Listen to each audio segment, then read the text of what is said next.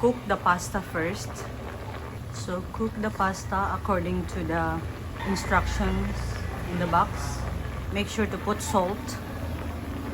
Put oil or butter. Onions.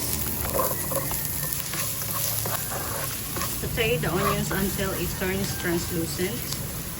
Then add the garlic. Saute for a few minutes. Add the mushrooms. If you like, add it. If not, it's okay. We love mushrooms.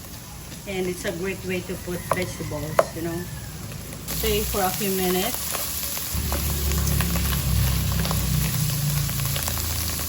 Then add the chicken. I use chicken breast. Season with salt. Mix it up.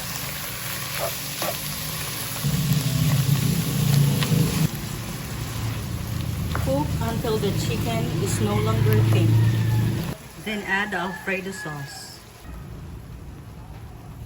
Add a cup or two of pasta water. Mix until combined.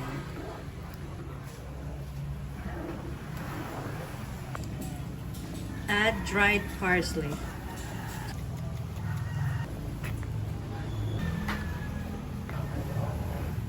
Bring it to a boil, then add the cooked pasta.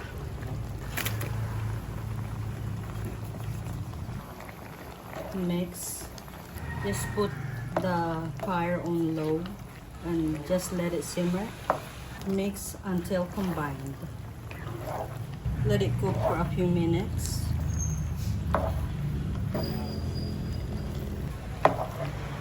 Taste.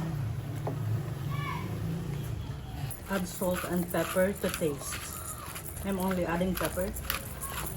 Mix it.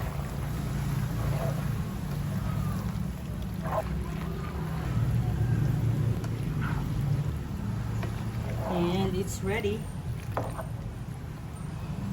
Put fresh parsley with serving. And Parmesan cheese if you like. Enjoy!